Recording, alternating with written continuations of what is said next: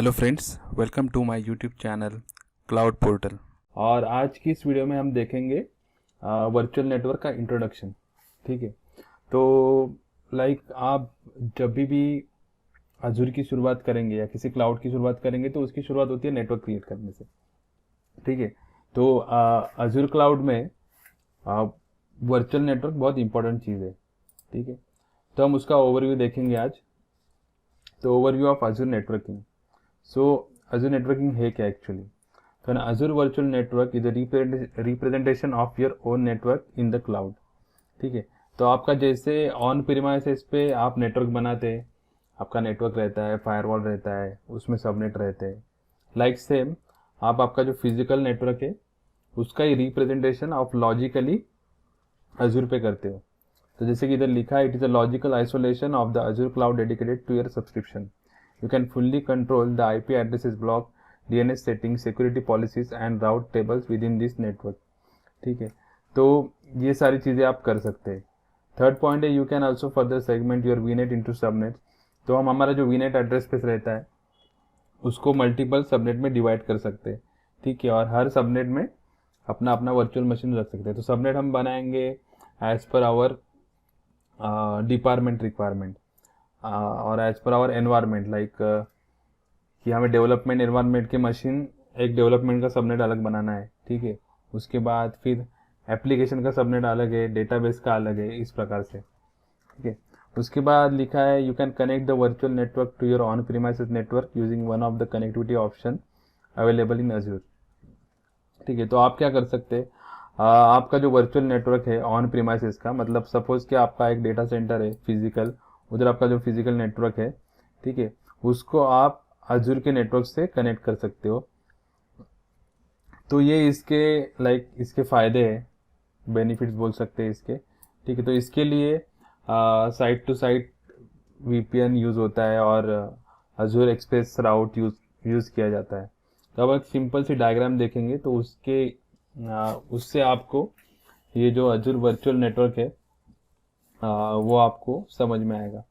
तो जैसे कि आप देख सकते हैं यहाँ लेफ्ट साइड में जो है वो ऑन प्रीमाइसेस नेटवर्क है। तो ऑन प्रीमाइसेस नेटवर्क में ये सपोज ये आपका ऑर्गेनाइजेशन है। ठीक है, तो यहाँ से जब भी ट्रैफिक जाएगा तो पहले आपके राउटर पे जाएगा, उसके बाद फायरवॉल के थ्रू जो आपका डीएमजी का सबनेट है उसके अंदर मतलब कोई भी रिक्वेस्ट अगर इंटरनेट से आता है क्लाइंट से, तो राउटर के थ्रू, फायरवॉल के थ्रू फिर आपके लोड बैलेंसर पे जाएगा और वहाँ से ये जो आपके वेब सर्वर से यहाँ कौन सा भी एप्लीकेशन होस्टेड हो सकता है, Java application, dot net application, Python application. ठीक है, तो लोड के हिसाब से जिस पे लोड कम होगा उस वेब सर्वर पे वो भेज देगा। ठीक है, उसके बाद और एक फायरवॉल है जैसे कि आप देख सकते हैं, और यहाँ से जो ट्रैफिक है वो इंटरनेट नेटवर्क को जाता है। तो इंटरनेट नेटवर्क हमको मोर सिक्योर रखना पड़ता है क्योंकि इधर हमारा सब डेटा रहता है। ठीक है, इधर डेटाबेस सर्वर है, तो यहाँ से कोई भी रिक्वेस्ट आएगा तो फायरवॉल के थ्रू लोड बैलेंसर को जाएगा और लोड के हिसाब से वो इसमें से किसी एक डेटाबेस सर्वर पे जाके इन्फॉर्मेशन फेच करेगा, इन्फॉर्मेशन वापस वेब सर्वर को आएगी और यहाँ से वो क्रिएट होके क्लाइंट को जाएगी। तो ये हमारा ऑन प्रीमाइसेस नेटवर्क हो गया। अभी ऐसा कि ऐसा सेम नेटवर्क अगर हमको अजूर पे बनाना है तो आप राइट साइड पे देख सकते हो। तो अजूर पे क्या है, अजूर पे सब वर्चुअल है। ठीक है, आपका इंफ्रास्ट्रक्चर तो वर्चुअल है ही। ठीक है, आपका जो सबनेट रहेगा वो वर्चुअल है, फायरवॉल वर्चुअल है, वर्चुअल मशीन भी वर्चुअल है। ठीक है, लोड बैलेंसर भी वर्चुअल है। ठीक है, तो आप जैसे कि यहाँ देख सकते हो कि अगर क्लाइंट से कोई भी रिक्वेस्ट आता है तो पहले हमारे अजूर इंफ्रास्ट्रक्चर में जाएगा, मतलब जो भी आपका सब्सक्रिप्शन है वो आपका इंफ्रास्ट्रक्चर हो गया। ठीक है, उसमें जाएगा। उसके बाद जो रिक्वेस्ट आएगा आपको इधर फिजिकल में जो ऑन प्रीमाइसेस नेटवर्क इधर फायरवॉल दिख रहा है, तो ये साइट मतलब ये फायरवॉल जो है यहाँ पे आप देख सकते हो NSG, network security group, it is a subset of firewall. तो फायरवॉल के जैसा ही वर्क करता है। तो इधर आप पोर्ट पे ट्रैफिक अलाउ डिनाई दोनों कर सकते हो। ठीक है, तो ये अपना एक सबनेट हो गया फ्रंट एंड। तो फ्रंट एंड सबनेट में जहाँ जैसे डीएमजी है वैसे आप फ्रंट एंड सबनेट हो गया। ठीक है, तो इधर भी है public facing load balancer. Public facing क्यों है, क्योंकि ये जो है यहाँ से रिक्वेस्ट इंटरनेट को जाएगी। ठीक है, तो जैसे कि ये लोड बैलेंसर है, ये भी पब्लिक फेसिंग है। इंटरनेट फेसिंग, पब्लिक फेसिंग दोनों का मीनिंग एक ही है। ठीक है। तो यहाँ से इधर आएगी, ये वर्चुअल मशीन है, तो यहाँ डीएनएस है, यहाँ भी जैसे डीएनएस है ऑन प्रीमाइसेस में, वैसे हमारे अजूर पे भी डीएनएस है जो बाय डिफॉल्ट क्रिएट होता है। ठीक है, फिर उधर से ट्रैफिक आएगा तो फिर कोई रिक्वेस्ट आएगी वेब सर्वर से, इंटरनेट से, तो वेब सर्वर को जाएगी, वहाँ से फिर इधर आएगी। अगर एनएसजी में कुछ रूल लगा हो अलाउ डिनाई का, अगर वो रूल पास अलाउ होता है तो फिर वो लोड बैलेंसर के थ्रू डेटाबेस सर्वर को जाएगी। ठीक है, तो ये है मेन डिफरेंस। तो मेन डिफरेंस तो नहीं है, दोनों में सेम टू सेम है, बस अगर इधर हम फायरवॉल यूज करते हैं तो इधर हम एनर्जी यूज कर रहे हैं। ठीक है, और ये जो रहता है ना, ये जो पब्लिक फेसिंग क्यों रहता है डीएमजी, क्योंकि ये यहाँ से आपको इंटरनेट की कनेक्टिविटी रहती है। तो ये जो डीएमजी नेटवर्क है, इधर क्या बोल रहे, हैकिंग का अटैक होने की ज़्यादा संभावना रहती है। ठीक है, तो ज़्यादा पॉसिबिलिटीज रहती है हैकिंग होने के लिए, तो इसीलिए इसको मोर सिक्योर बनाया जाता है। ठीक है, तो राउटर या फायरवॉल है। ठीक है, और ये जो है, तो इधर अनदर फायरवॉल डाला है, क्योंकि अगर सपोज बाय चांस, ऐसा होता तो नहीं, लेकिन अगर इधर का डेटा कॉम्प्रोमाइज हो गया, इधर कुछ हैक हो गया, तो इधर कुछ असर नहीं पड़ेगा, क्योंकि इधर तो पब्लिक कनेक्टिविटी है ही नहीं इंटरनेट नेटवर्क को, बराबर। ये सब प्राइवेट आईपी है, इधर कोई भी इंटरनेट का आईपी है ही नहीं। सिर्फ ये जो लोड बैलेंसर है, इसको सिर्फ पब्लिक आईपी दिया हुआ है जो ये सर्वर से कनेक्टेड है। ठीक है, क्योंकि इनको इंटरनेट पे जाना है। तो यही मेन डिफरेंस है, और सेम ऐसा का ऐसा ही एनवायरनमेंट, ये जो अजूर का लिखा है ऐसा का ऐसा ही एनवायरनमेंट हम one by one, step by step हमारे आने वाले वीडियोस में देखेंगे। पहले हम वर्चुअल नेटवर्क क्रिएट करेंगे।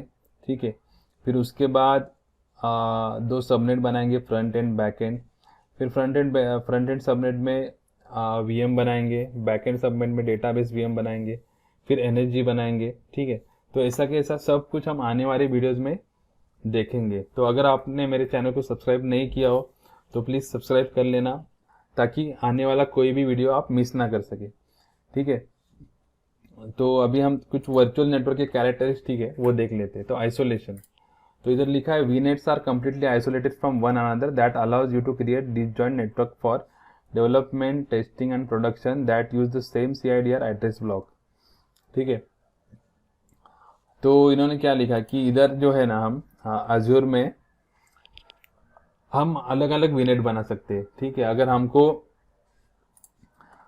वीनेट्स are completely isolated from one another. ठीक है, तो हम सपोज करते हैं कि हमने एक वीनेट बना दिया, अगर एक वीनेट बना दिया पूरा, जिसमें हम सिर्फ डेवलपमेंट के मशीन्स रखेंगे, दूसरे वीनेट में टेस्टिंग के, तीसरे वीनेट में प्रोडक्शन के। तो जो वीनेट है वो एक दूसरे से कम्युनिकेट नहीं करता, और हम उनको सेम सीआईडीआर ब्लॉक देके भी डिफरेंशिएट कर सकते हैं, लेकिन वो एक दूसरे से कम्युनिकेट नहीं होंगे। दूसरा पार्ट है connectivity. VNet can be connected to each other and even to your on premises data centre by using a side to side VPN और एक्सप्रेस राउट कनेक्शन। तो जैसे कि मैंने पहले बताया कि आप वीनेट का यूज करके, अगर आपका कोई भी पहले से डेटा सेंटर है, नहीं तो इंफ्रास्ट्रक्चर है ऑन प्रीमाइसेस पे, ठीक है, फिजिकली लोकेटेड, तो आप उसको अजूर के साथ कनेक्ट कर सकते हो with the help of side to side VPN connection और एक्सप्रेस राउट कनेक्शन। ठीक है, थर्ड पॉइंट है access to the public internet. So all ISVMs in VNet can access to the public internet by default. You can control access by using network security group. ठीक है, तो ये जितने भी VM हम क्रिएट करेंगे, तो आप ये एनर्जी छोड़ दीजिए। अगर हमने कोई सी भी हम क्या बोले, VNet में कोई भी सबनेट में अगर हमने वर्चुअल मशीन बनाया, तो बाय डिफॉल्ट वो इंटरनेट से कम्युनिकेट हो सकता है। ठीक है, तो अगर आपको वो इंटरनेट को कम्युनिकेट नहीं करना है, तो आप एनर्जी लगा के उधर आप वो इंटरनेट का अपना 80 पोर्ट है वो ब्लॉक कर सकते हो। ठीक है, fourth one security. Traffic entering and exiting the virtual machine in a वीनेट can B control using network security group and Azzur firewall. ठीक है, तो अगर जैसे लिखा है, तो कोई भी ट्रैफिक आता है नेटवर्क से, इंटरनेट से वर्चुअल मशीन के लिए, तो उसको आप डिनाई अलाउ कर सकते हो, प्रोटेक्ट कर सकते हो with the help of network security group और अजूर फायरवॉल। जो दूसरी चीज़ है वो हम बाद में देखेंगे, बट फिलहाल तो ये एक कैरेक्टरिस्टिक है। तो सिक्योरिटी भी अच्छा खासा दिया है। access to VM within the VNet. VM can be launched in the same virtual network, and they can connect to each other using private IP addresses even if they are in different subnets without the need to configure a gateway or use a public IP address. तो suppose एक ये हमारे तीनों machine ये front end subnet में है और ये बैक एंड सबनेट में, तो ये हर मशीन हर एक से अगर ये विद इन एक सबनेट में जो है फ्रंट एंड में वो एक दूसरे से कम्युनिकेट कर ही सकते हैं, ठीक है। बट ये मशीन से भी कम्युनिकेट कर सकता है विदाउट एनी गेटवे और एनी क्या कह सकते हैं any public IP address.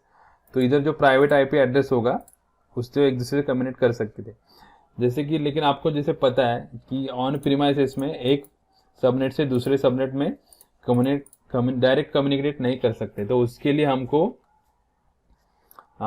Gateway का इस्तेमाल करना पड़ता है, ठीक है। अगर ये सर्वर से ये सर्वर को कम्युनिकेट करना है फिजिकल इंफ्रास्ट्रक्चर में, ऑन प्रीमाइसेस इंफ्रास्ट्रक्चर में, तो हमको गेटवे लगता है, डिफॉल्ट गेटवे जो हमको पाथ है वो सेट करना पड़ता है। लेकिन एज्योर में एक सबनेट से दूसरे सबनेट में वर्चुअल मशीन डायरेक्टली कम्युनिकेट होती है, उसके लिए आपको गेटवे और पब्लिक आईपी की ज़रूरत नहीं होती। नेम रिजोल्यूशन जो लास्ट कैरेक्टरिस्टिक है, तो Azure provides internal name resolution for IaaS VM deployed in your VNet. You can also deploy your own DNS server and configure in the VNet to use them. ठीक है, तो इसमें जो DNS है वो Azure by default provide करता है हमको Azure में, ठीक है। और उनको डायरेक्टली जो VM है उनका नाम वो DNS में एंट्री करके नेम रिजोल्यूशन का काम ऑटोमेटिक करता है। लेकिन अगर आपको जैसे हम ऑन प्रीमाइसेस में करते हैं, तो अगर हमको डिफरेंट DNS चाहिए तो हम एक सर्वर बना के उसमें जैसे ऑन प्रीमाइसेस में हमको अगर DNS चाहिए, AD चाहिए, ठीक है, तो हम वो रोल इंस्टॉल करते हैं, वैसे हम हमारा खुद का DNS सर्वर अलग से भी बना सकते हैं अगर आपको जो बाय डिफॉल्ट Azure प्रोवाइड करता है वो नहीं चाहिए रहेगा तो दोस्तों यही था बस आज के लिए। होप आपको ये वीडियो थोड़ा इन्फॉर्मेटिव लगा, तो प्लीज़ चैनल को सब्सक्राइब कीजिएगा, बेल आइकॉन प्रेस करना मत भूलिएगा ताकि आप अगले आने वाले वीडियो जो सीरीज़ है, तो ये पूरा इंफ्रास्ट्रक्चर हम अगले आने वाली वीडियो में देखने वाले स्टेप बाय स्टेप कैसा क्रिएट कर सकते हैं, ठीक है। तो thank you for watching this video.